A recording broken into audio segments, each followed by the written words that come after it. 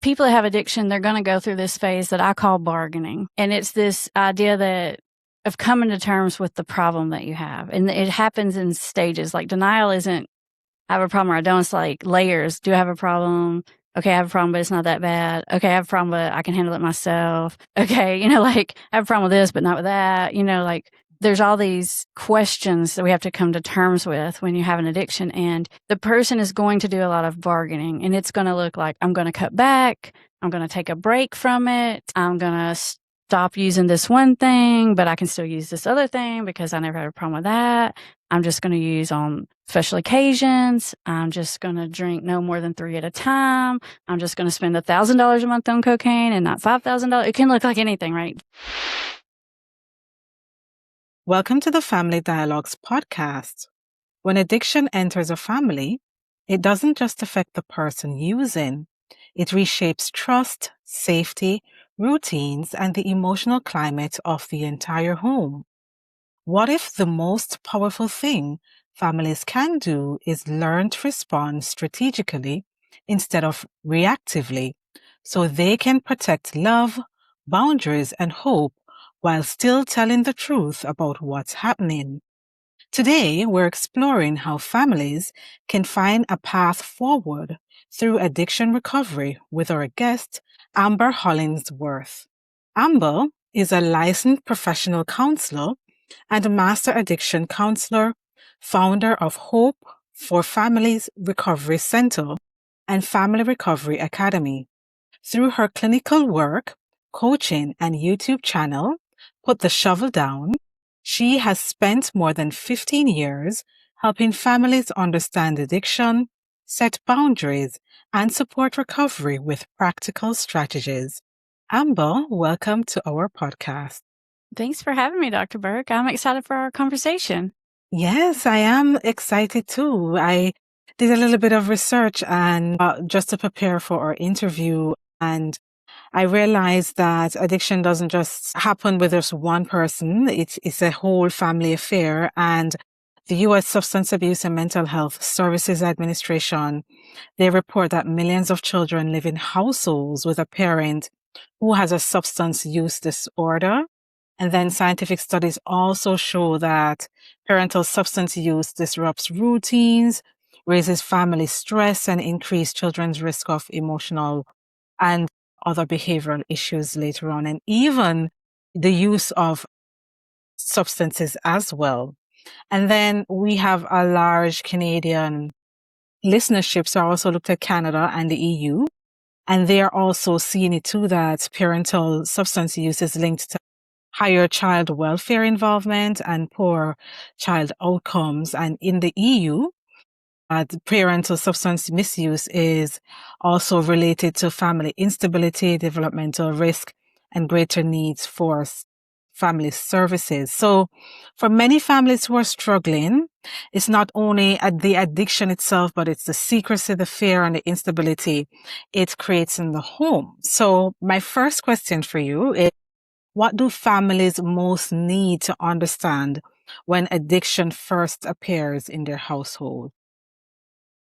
Well, I think families don't realize it, but it's not that they don't cause addiction, but they can keep it going. Because what happens is to put it simply, it stresses everybody out and it throws everybody into these different coping skills and defense mechanisms. And everybody's usually sort of responding from a place of fear or desperation.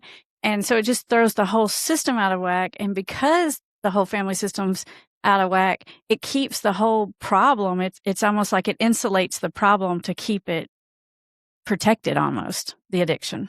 And for parents, families, siblings who are listening, they might also be wondering, what is the root, or specifically the spiritual root of addiction? Because you might have some parents thinking, I think I did the parenting okay. We are a close family. We really support each other. How could this happen in our family?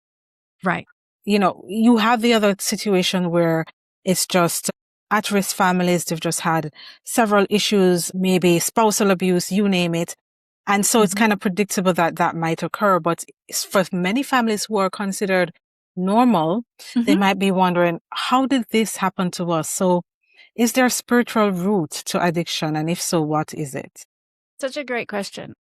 A lot of people think there has to be some kind of major trauma in someone's life to develop an addiction, but that's just not the case. Human beings are wired for addiction tendencies.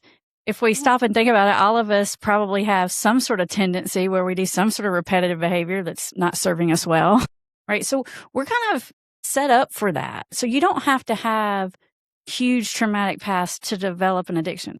Now, certainly that would increase your risk, but it doesn't need to be there. And so I don't know that it always has a spiritual cause, but it always has a spiritual outcome. So a lot of times people, on one hand, we say it's a disease.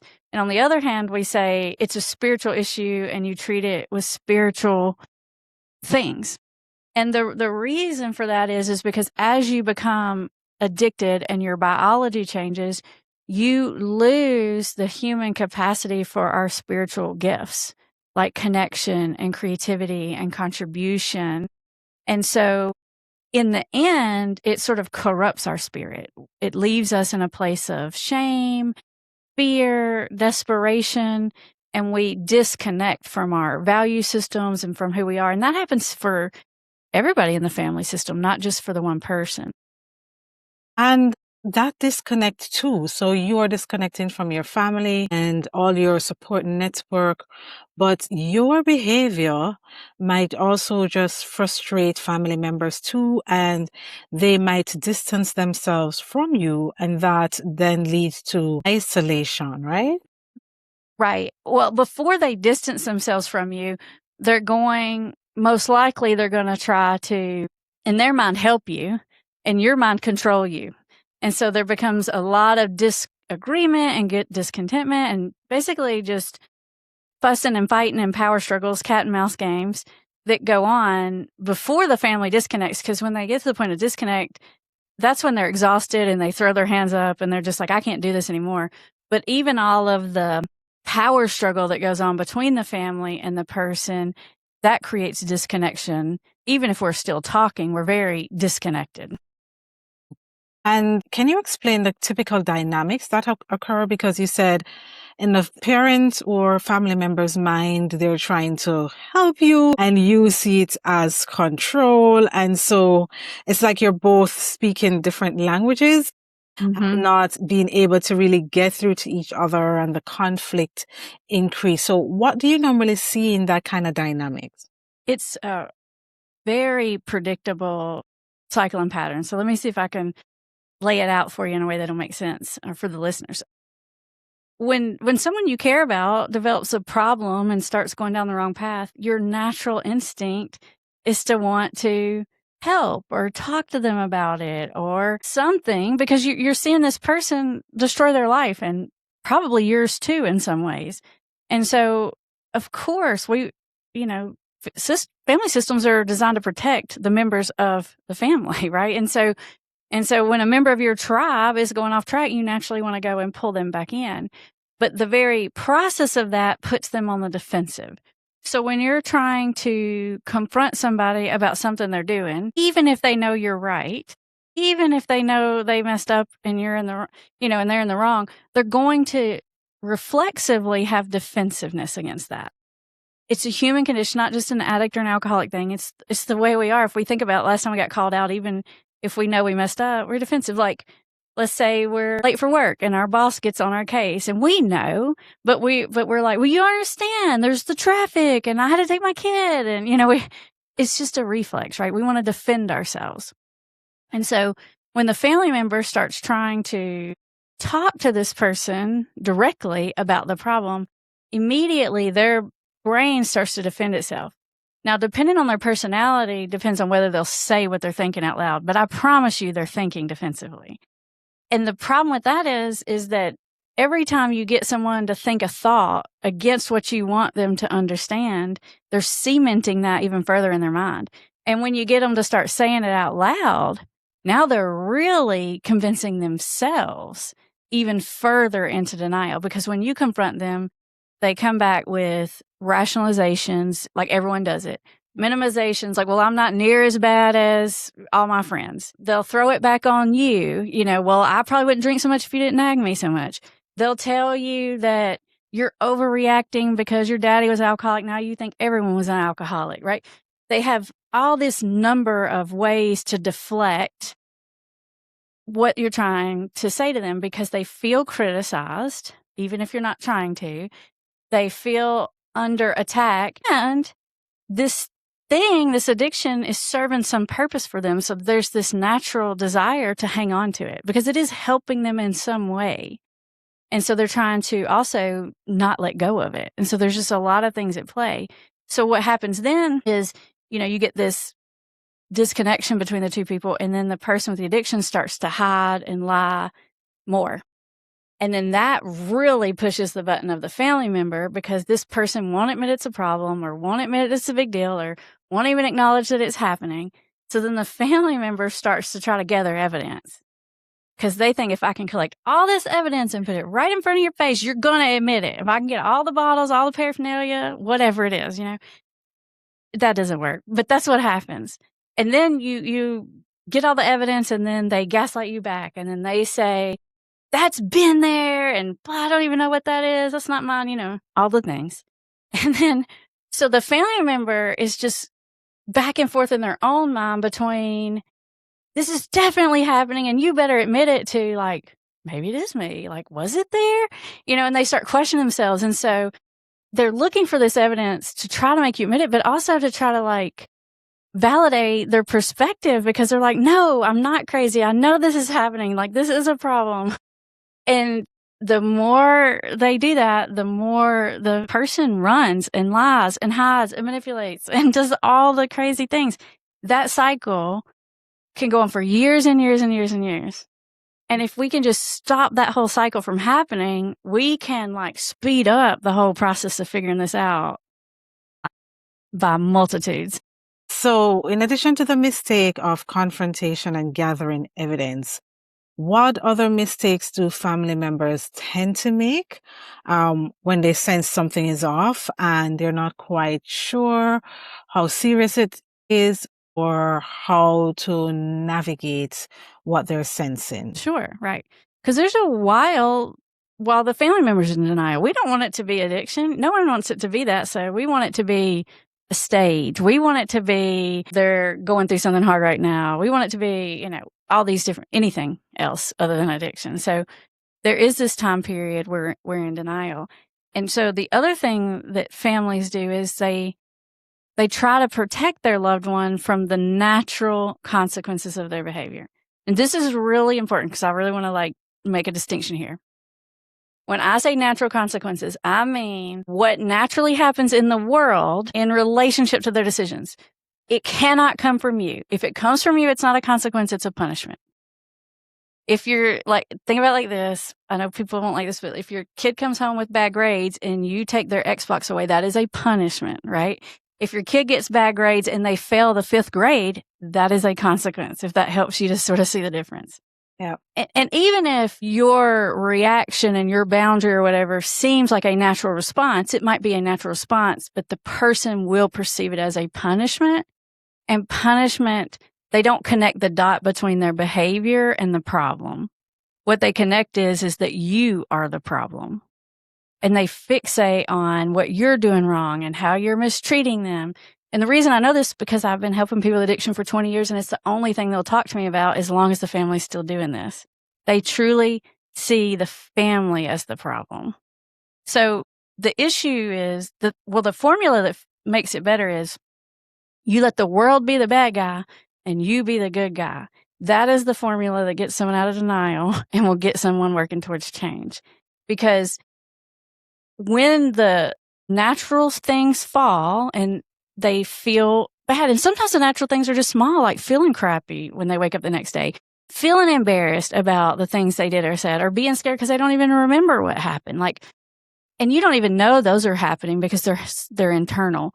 But if you just step out of the way, the nature of addiction causes unmanageability. So there are problems being caused even if you can't see them. And so when we don't interrupt that process, we don't give them a distraction from that, they actually, their own internal motivations like surface faster and creates an internal desire of, I don't like this. I don't want this change. And if you want to go a step above that and you really want to like speed this up, when that bad thing happens to them, this is the hard part.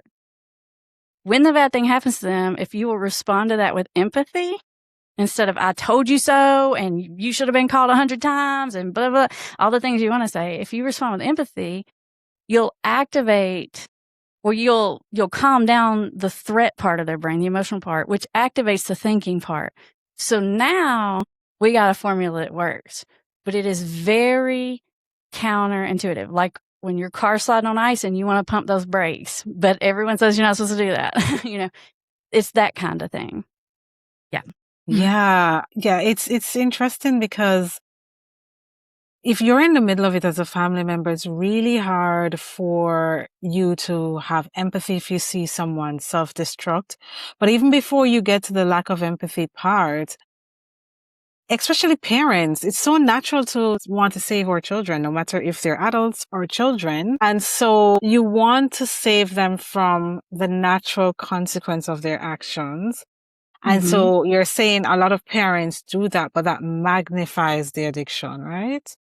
Right. Parents, spouses, siblings. It's not even just a parent. It's an instinct that we have.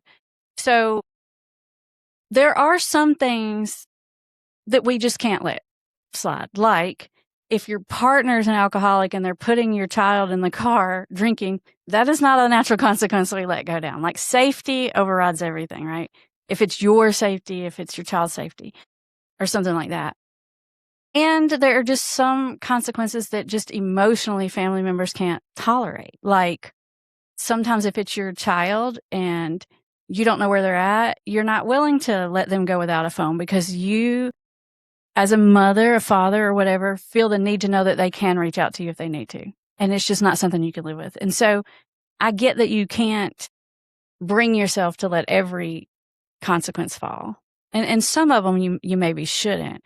But all of them that you can, let them fall. Like if your kid is smoking weed and flunking English, let them flunk English. And I know you're like, oh, but they're a senior. We just got to get them through. I'm like, every month and year that you let this go on, the thing gets bigger. Okay. So you get them through high school and then you pay $30,000 for them in college. And now they flunk college that you just paid $30,000 for. Like it only gets bigger. So as you're trying to hold that off, the stakes get bigger and bigger and harder to let fall. Yeah.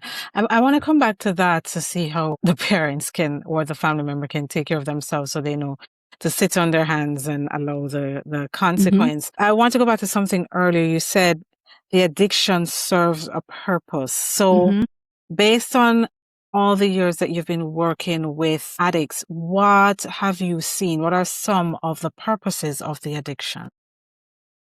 Well, if you even just think about it, substance by substance, people drink because it makes them feel relaxed.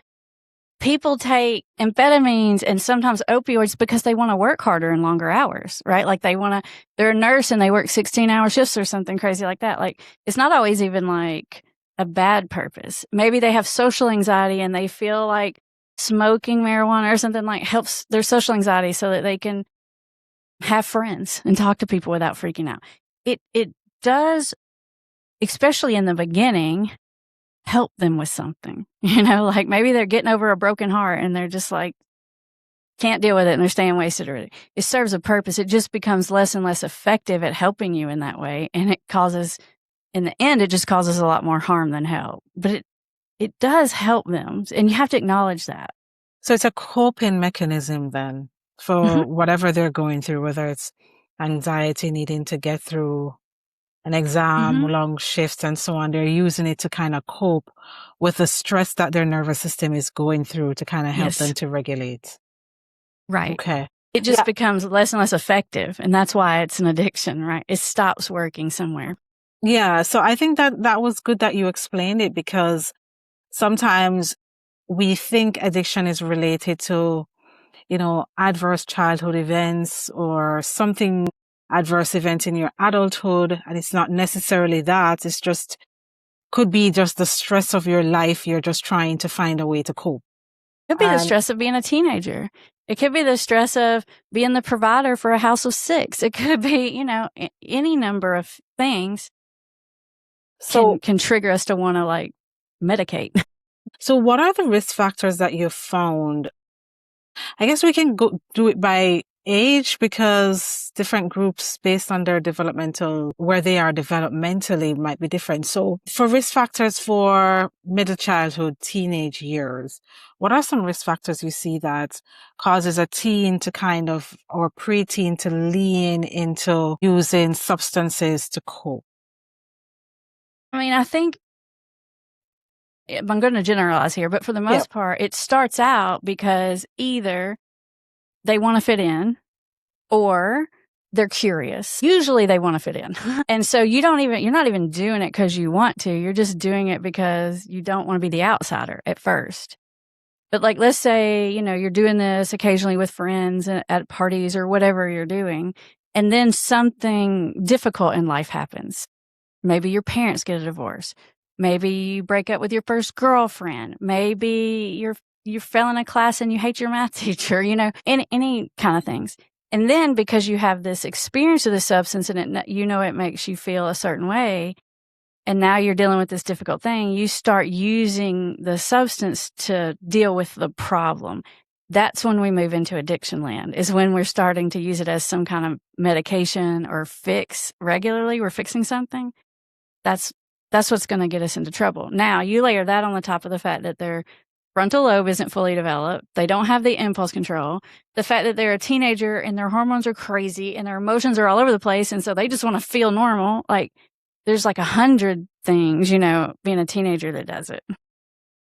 And for adulthood, it's just, I'm assuming the risk factors are the stress of life, losing a job, marriage failing, and so on. A lot of times it'll happen. Somebody might be a regular drinker or user of something, but then let's say someone passes away, their parent passes away or their sibling or something like that. It's that move from I'm using something to fix a problem or to enjoy myself versus I'm using this to medicate a chronic issue. Right. And now we're getting into trouble. COVID was I'm still getting clients today that I say, when did this start being problematic? And they'll say COVID, because not just because of the stress of COVID, but because of the practicality of it. A lot of heavy drinkers had to have some containment on their drinking because they had to go to work every day.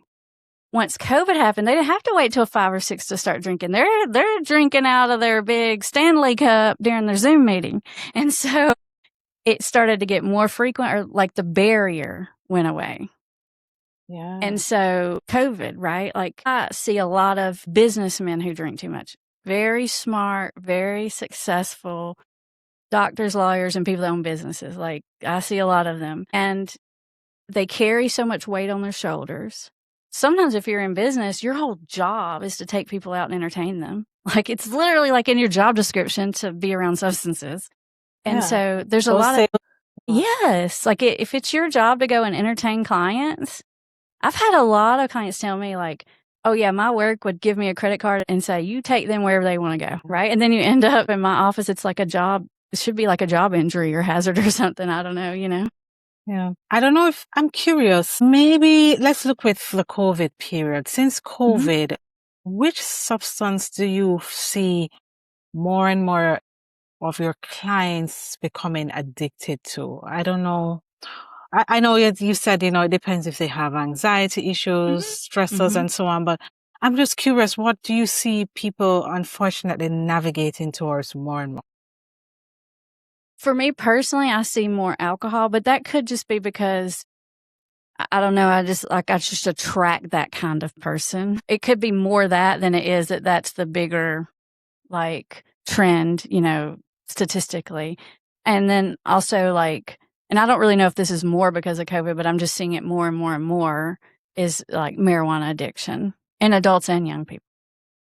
That could be in the States. Some of them have now legalized it. Right. The availability is, and now you can put it in a vape and you can't even smell it. So people are like smoking marijuana all day, every day, like they used to with cigarettes.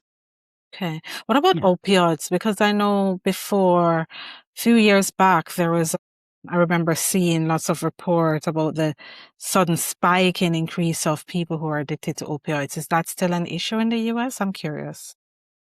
It's definitely an issue in the US, and it's the one that probably gets the most attention because it's the one that's so much more immediately lethal. You know, alcohol is going to kill you. It's just going to take a long time to do it. And opioid, it's Russian roulette every single day. And there's a lot of reasons why that happens. And drugs tend to take trends. You know, like in the 80s, it was like cocaine, right? And then you have these sort of trends of different kinds of drugs that come in and out for various reasons. Which now, I just had a thought. This podcast is about family and parents are obviously listening. So as it relates to teenagers, what new trends are you seeing regarding addiction? I mean, because for example, I've seen a report, I don't know how prevalent it is or widespread it is, that kids are buying these little cute alcohol looking things in convenience stores at the gas station. Some of them can be very addictive and parents aren't even aware of it. And obviously the weed and so on. But I'm just curious for teenagers in particular, what should parents be looking out for and having a discussion about regarding teenagers getting addicted to certain substances? I think with teenagers, it's all about access. It's all about what they can get their hands on. So like a lot of teenagers will tell you it's easier to get marijuana than alcohol. And so used to, in our parents' generation, it would be you drank. And now I think in this generation, you're more likely to be using marijuana as a young person. But you also see other things that they can get a hold of, like they'll like do huffing, or there was a while that those like you have to pause. You have to pause. You have to pause. Okay. Yeah. Not every yes. It's like when you're inhaling fumes. Like if you think back to like when you were younger, like the air duster spray, that you used to clean your computer keyboard, things like that. And some of those things that kids are using to get high off of that are just accessible like that are the more dangerous ones. Like that is extremely dangerous. For a while in the States, we had something they were calling legal weed. It was like this thing that got invented by this professor pretty close to where I'm at, actually. And that stuff was super dangerous because it was sending kids into psychotic episodes, like right and left. They're in the emergency room, like crazy. And it's legal weed, so they could get it, right? And so then there's the cough syrups and the cough pills. You see kids getting a hold of whatever they can get a hold of. So the cough syrups, okay, so it's in addition to definitely having ongoing conversation with your children, it's to also be mindful of what's going on in your home. Like the frequency that you have to buy cough syrup might not be normal. Right. And I guess when I say cough syrup, like in the beginning of my career, I saw a lot of teens and they would buy they're really cough pills. They're little red ones they call Coracetin cough and cold, and they'll take like the whole pack. And that'll end you up in a hallucination in a bad state, you know. So yeah, I think it's about, being careful about what's in your home, but it's more about, can I keep a fairly open dialogue with my kid? Yeah. Because you can lock it down in your home all you want to. If they're trying to find it, they're going to find it. Yeah. And you don't have to leave it on the coffee table for them, but. Yeah. They have friends and they can get it from friends, or if they can pay somebody to get it for them. What about vaping? Do you see teenagers being addicted to vaping? To vapes? Oh yeah, like all over the place. And what's interesting is, when vaping came out, people were using vaping to stop smoking. So people that were already addicted to nicotine would go to the vape. Like my sister was addicted to nicotine; she went to the vape. But now you see teens that just go straight into vaping because you have all the flavors, and some of them are like sweet and candy-like, and it's just a huge thing. Now, it's not something that I treat or address, but it's definitely a thing. Okay. All right. I guess we can go back to the family dynamics. You promote the fact that family members should be strategic in their response to a family member who's addicted instead of being emotional. How does that play out? How do you be strategic while trying to tame your emotions. Yeah.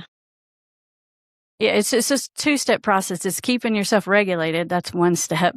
And then knowing what to say and do, that's another step. And you kind of have to be regulated to pull off the other one. So it's sort of a 1-2 kind of thing. Which is going to be hard because if it's a stranger, the emotional piece is not there. I'm just thinking as a mother. Oh, yeah, easy for me to say. Yeah, it's easy for you. I'm just thinking, even as a mother, God forbid, as your child is like, you're already freaking out. Yeah, maybe we can talk later about how parents can regulate themselves. But you said to regulate themselves and knowing what to say. So what are some things to say? I think, and this is a good thing to think about, like have some ideas about how you're going to do it. Don't wait till the moment because you're not going to be able to think in the moment, right? You're just not going to be able to think clearly because you're going to be distressed. So like when it comes to a kid, it's this really delicate balance because you don't want to fall into the I'm trying to be their best friend and I'm hosting parties at my house and, my house is where all the kids are coming and doing all the things. You don't want to go into that land. But you also don't want to go into the I'm so strict and if you mess up, you tell me anything, you're in giant trouble and, because then you just get a lot more sneaking and lying and deceit. And teenagers can pick that up immediately too. If they think you're going to lecture them, ban them from going out with their friends, they just become very sneaky with what they're doing. As it relates to boundaries, how do you set boundaries so that it doesn't come across as punishment or control or even like cutting someone off? How do you set healthy boundaries when a family member is addicted to a substance? Well, the hard thing about boundaries is people use the word a lot, but they misuse the word. Okay, please explain. And I'm not a super semantical kind of person, but when it comes to this issue, I am because it's about clarity of what are you trying to do and how do you do it? And you have to kind of have your understanding right. Like the boundaries really need to be, when I say boundaries are about you, people interpret that to be, well, okay, this is what I'm okay with and what I'm not okay with. But that's not really what I mean. What I mean is like where their behavior comes over into your lane, that is where you can set a boundary. Like, for example, like if someone is a drinker and they get aggressive and mean and nasty, the anger that comes into your territory and the unsafety, that is in your lane and that is where you can set a boundary. And that boundary is, hey, if you're drinking and you get like that, I am going to X, Y, or Z, fill in the blank. Or if actually a better way to think about that and to say it if you're going to say it, which you don't have to say your boundaries. That's another thing. You don't have to announce what they are. You don't have to tell them up front. The other person is going to get offended. Just thinking about it. These are my boundaries. The other person, okay, why do you need a boundary with me? That's a criticism in their mind. Yeah, like that's an attack. It invites defensiveness. Yes. So keep the word boundary to yourself. Yeah, we keep with this weird thing of like, almost like we feel like we have to give them fair warning. Okay.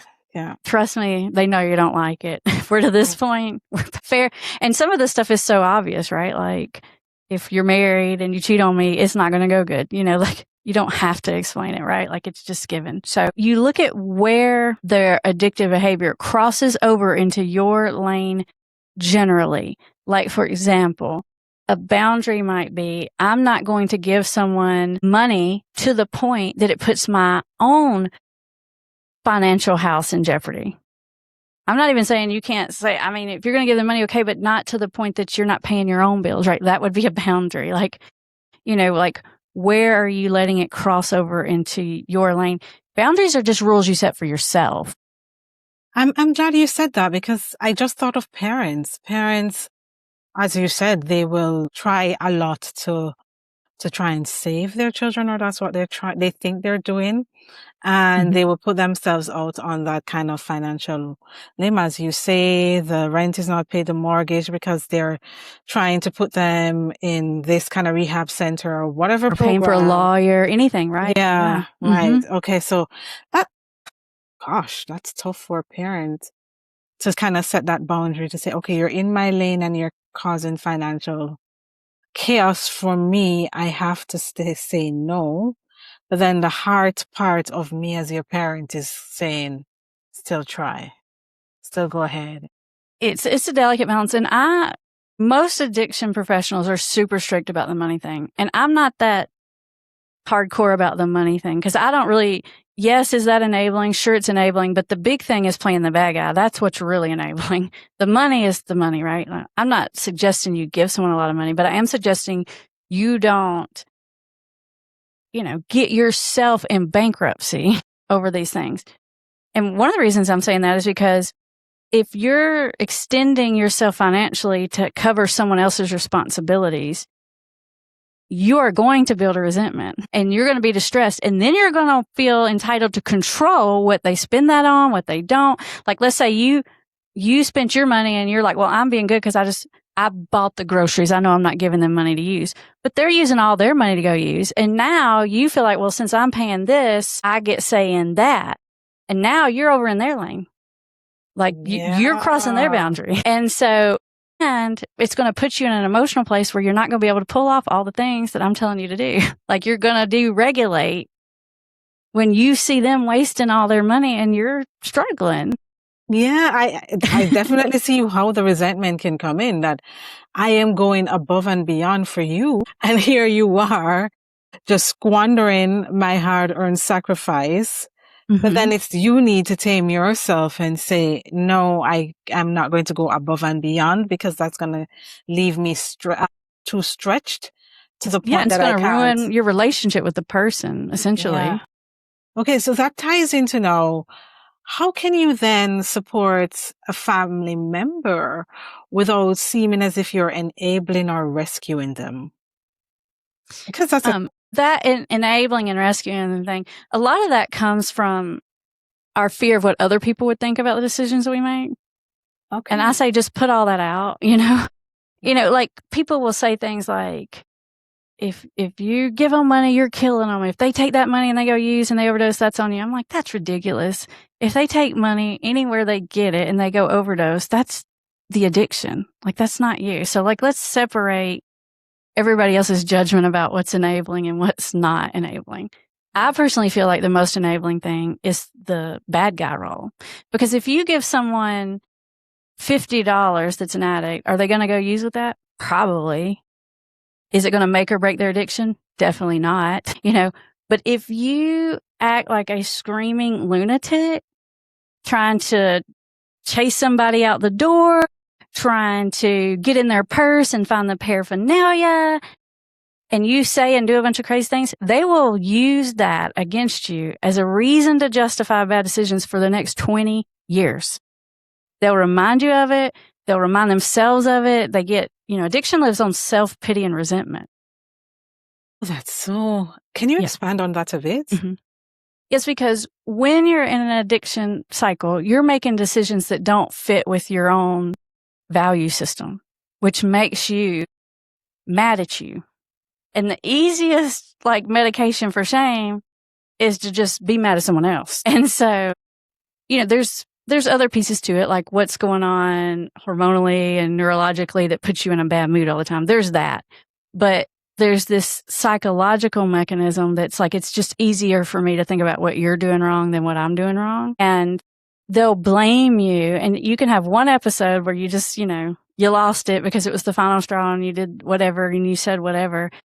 And they will use that as a reason. First of all, you'll send them to 30 counselors. You'll pay God knows how much money to these counselors. And you know what they're sitting there telling that counselor? What you did and said that one time. And then that counselor's going to feel sorry for them because they're not going to tell the counselor all the context of what happened when you did and said the one thing the one time. So now, not only are they using it to justify their bad decisions, now they're wasting your giant money that you're paying for this counselor that you think is going to help them. They're just complaining about you, right? And every time you get in a fight, they're going to remind you of that. And then you're going to be like, well, I shouldn't, you're going to feel guilty. That to me is much more enabling than giving somebody $20 or something like that. Yeah. Wow. It's emotional currency that they use for the addiction. They weaponize the emotional currency. Mm-hmm. Okay. And you, as a supporting family member, need to ensure that you're not allowing them to weaponize that emotional currency. Right. Because that gives them a hiding place. The way I say it is like, I'm not going to play the villain in the story. I'm not the villain in the story. And an excuse as well, right? an excuse, a distraction, everything. You know, like, let's say, I don't know, let's say your brother's having a hard time and you let him live in your house and you told him he can't have drugs in the house and you found drugs in the house, so you call the cops and he gets arrested, right? What they're going to learn from that is not like, oh my gosh, I put my family in jeopardy. Oh my gosh, like I had drugs in, the house where there's kids were at. They're going to say, I cannot believe you did this to your own brother. That will be the lesson that they learn. Then, okay, that scenario then, you allow your brother to come and stay with you to get back on his feet, and he promised you that he's clean and everything. And while you're cleaning the house, you find his drugs. Instead of calling the cops, what's the best thing to do? Well, before you even get to that moment, you got to have a little conversation with yourself. If you are bringing somebody that you know has an addiction to something in your house, and you're trying to convince yourself that you told them they better not bring it in your house and they're not going to, you're lying to yourself. So first, let's have a little conversation with ourselves. Like, because if someone's addicted, it's in your house. I promise. And if it's not, which it is, then it's in their car in the driveway. Okay. So it's there. So don't set these rules that now you got to enforce. Right. Like, you got to be honest and realistic about the situation. A better boundary might be if whatever's going on with you starts to negatively impact my kids, that's a no-go. That would be more like a boundary that you would set with having your brother come in the house. And that's not saying if you use one time, I'm throwing you out. It's saying when that mess starts to come over here and cause problems in this way, I can't have that in the house. That's a boundary. And could another boundary be, because I have young children, I can support you by maybe if you live somewhere else where you have roommates or whatever to kind of help you with the bills. But I can support you with some bills, but I can't necessarily have you under my roof because does that work? Personally, would rather you pay all of someone's bills than have them under your roof. Now, you can find 1,000 other addiction counselors that will argue with you about that. But the reason why I'm saying is either way, you're paying their bills or they're living in your house, you're paying their bills. So you're supporting them having a place to live either which way. But if they're in your house, they're disrupting your house. I'm not saying you should pay for someone to live, but I'm saying if it's between the two. Right. It's best to have that boundary, especially with children in the home too. And I want to talk about children now. How can parents speak about addiction, the side effects, and so on to children in an age-appropriate way without getting to a point that they have fear?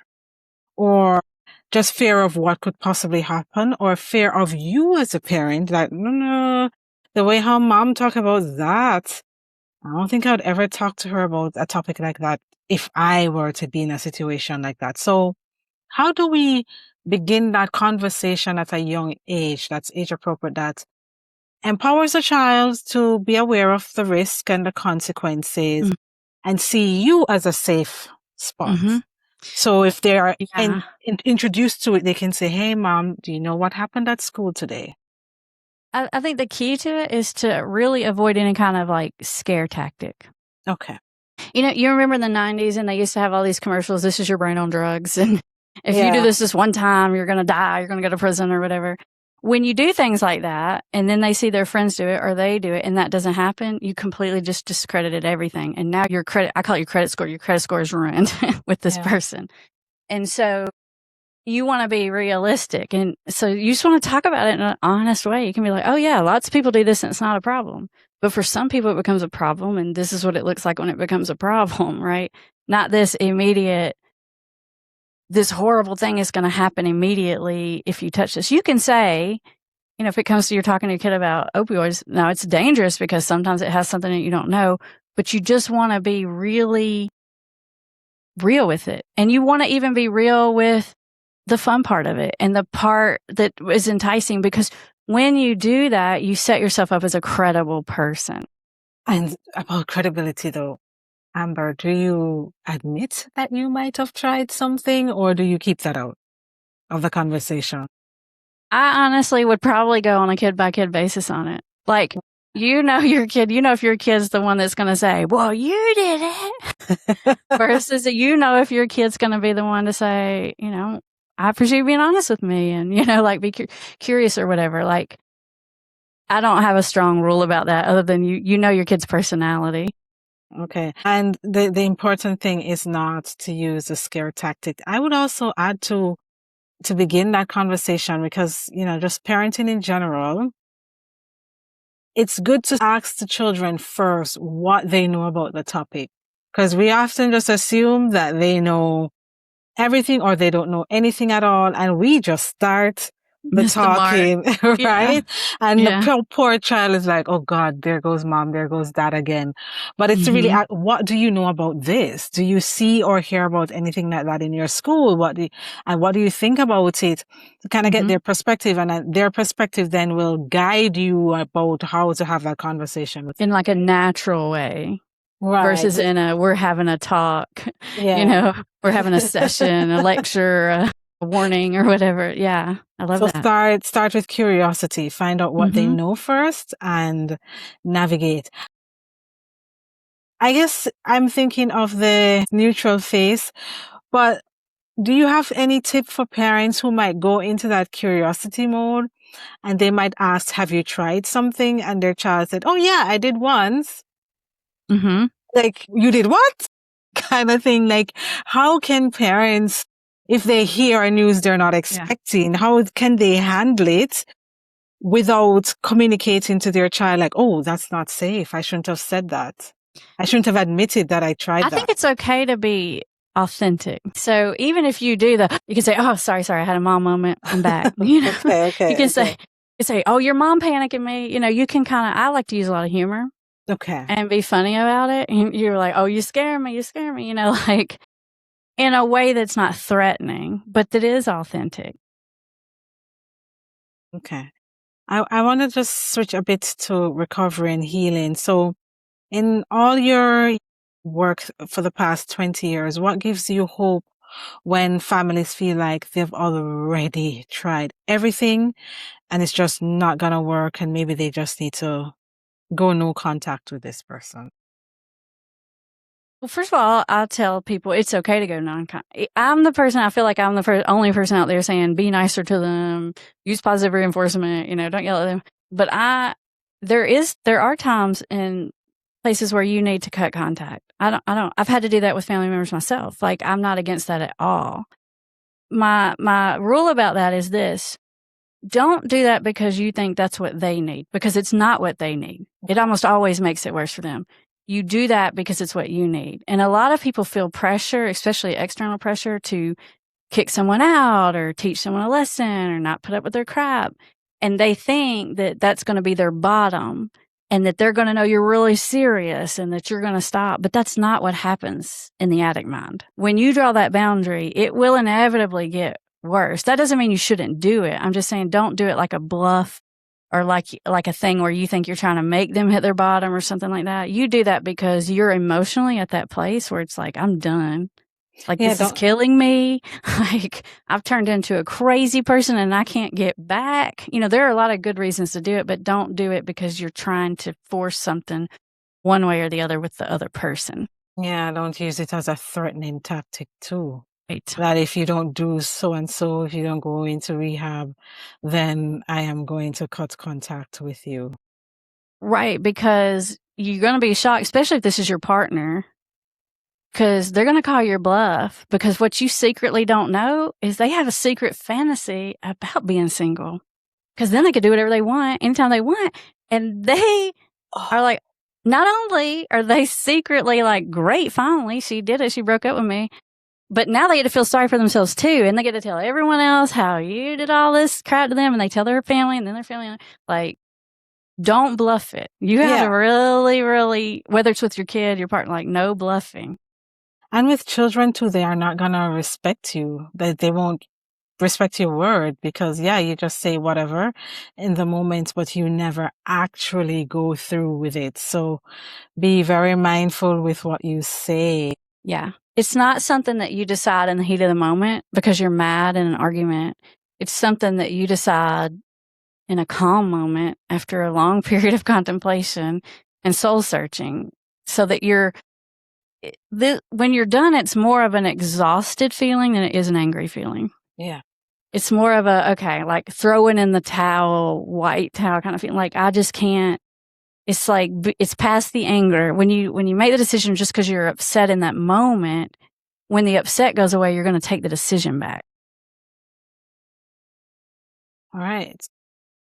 So, for example, regarding still recovery, let's say a family member is going through counseling. They might have gone through rehab and so on, and it seems as if they're improving. What are some of the signs that the family system is starting to recover, even though that partner or that child is still not fully well?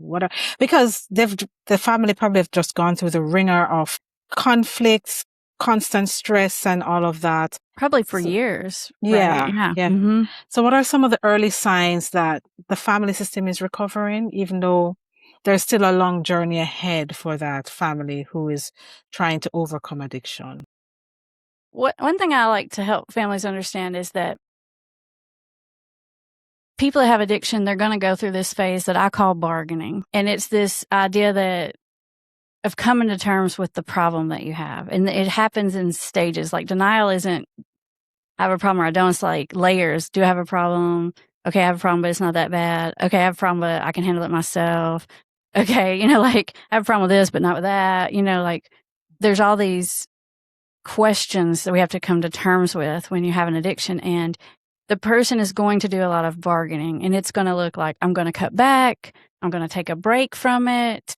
I'm going to stop using this one thing, but I can still use this other thing because I never had a problem with that. I'm just going to use on special occasions. I'm just going to drink no more than 3 at a time. I'm just going to spend $1,000 a month on cocaine and not $5,000. It can look like anything, right? Just beer, not liquor. Like, that is going to go on, and they'll get a little better and then a little worse because they're going to try these things that are not going to work. And then you're going to be really angry when they don't work because you're going to see it as, well, you promised. You promised you weren't going to do more than this, or you promised you wouldn't do it at this one event. And if you could wrap your head around that this is actually a good sign, that it's actually part of the change process, instead of being aggravated at it, you'll be like, secretly like, good, check. Because I see it as a checklist. Okay. In my mind, it is a checklist of bargains that people have to go through. And I'm like, let's get the checklist done faster. So if your person says to you, I promise I'm not going to drink more than 3 at the family, whatever. What I don't want you to do is intervene in that when they go to grab that 4th one. I don't want you to say, you said you're only going to grab 3, because it's not only going to end badly, because either going to do it anyway. Now what are you going to do? Or they're not going to do it, but now they're really mad at you. You've put yourself in the villain role and they haven't learned a lesson. What would be better is let them say they're only going to drink 3 and let them realize that it didn't work out that way. That's the only way they're going to come to terms with, I can't manage it the way I want to. So when you're intervening in that, you're slowing that down. You got to let it roll. So instead of intervening, or some people might say, I told you so, I told you it wouldn't work. What else can you do as a partner or parent to kind of support that person? Well, in the situations where you can, where someone says something to you that maybe, and they say it to me all the time, something I know is not going to work, I'm not going to say, that's not going to work. I might say something like, a lot of people find that they can do that, but it kind of sucks. It's not really fun to just drink too. But let's try it because that might work for you. And then when it doesn't work, if I'm empathetic towards it, they're going to come they're going to give me the honest report about what worked and doesn't work. Because I just say, let's try this, let's try that. Like, don't worry, we got plan A, B, C, D, E. Let's see what's going to work. And when I'm empathetic, like, oh my gosh, that must have been so embarrassing. I know you're humiliated. Oh my God, your wife's probably so mad at you. You're on the couch for a month. Then they're honest with me, and now I can help influence that learning to happen so much faster rather than just encouraging lying. It's not just empathetic, I hear you say, it's also showing understanding, right? You're showing that, oh yeah, you really tried that. That didn't work. And maybe what do you think you can do next time? that you think might be connecting manageable? to their feeling about it. And people have a hard time with the empathy statements because it feels like you're enabling or condoning, but you're really not. What you're understanding is that the person probably didn't mean for that really bad thing to happen. You know, let's say they go out and get a DUI or something. You're going to be really mad because you probably tried to talk to them about it 50 times or and you told them not to or whatever. But if you're like, oh my gosh, I know you're humiliated or I know you're worried about the money, that's not saying I agree with what you did. That's saying I get why being at a family function would be stressful and would make you want to drink more. Like, you can have empathy for their situation without agreeing to their solution. Okay. That's the important thing. All right. So if a parent is listening right now and they suspect their child or their spouse or loved ones is struggling with an addiction, what is the first step you would want them to take? I would want them to choose very, very carefully who they confide in about it, because you're going to want to go confide in your friends and your church and your parents, and that is going to leave you more distressed because everyone's going to have a different opinion about what you should do, and you're going to feel like they're judging you. Like if they say you shouldn't put up with that, you should put them out, and you're not ready to, then you're going to feel like they're judging you, and you're going to be mad at yourself and say, oh, I'm being that woman that lets, herself get ran over or whatever. And there's just so many problems with that, and everyone thinks they know what they would do, but you don't. I mean, I don't even know what I'd do if it was my kid, like I know what I should do, but I don't know what I would do, so you would you have to be suggest, careful. so you would suggest maybe speaking to maybe a counselor, therapist first to process your emotion regarding your suspicion and have them guide you into how to tackle that conversation with that loved one? I think you need to talk to someone who understands what it's like to have a loved one in that position. Not even just having talked to someone who's been an addict, because believe it or not, people that are addicts and alcoholics, they're the hard asses of all hard asses. And I don't know why, we think they're going to be more empathetic, but they're not, because they're like, oh no, I was just like that and you need to do this and that and the other. So find someone who's been in that position of understanding what it's like to feel really pulled, and to be unsure and that's not going to judge you for how you're responding to it. And try to, if you can be a professional person, great. If it's like a person from an Al-Anon or a friend that's been through this, fine. You don't want to tell everyone it, because let's say you complain about your partner because they're drinking too much, and then you don't kick them out, or they start doing better, and then now everybody in your family's mad at that person because you told them all the secrets. It just sets up.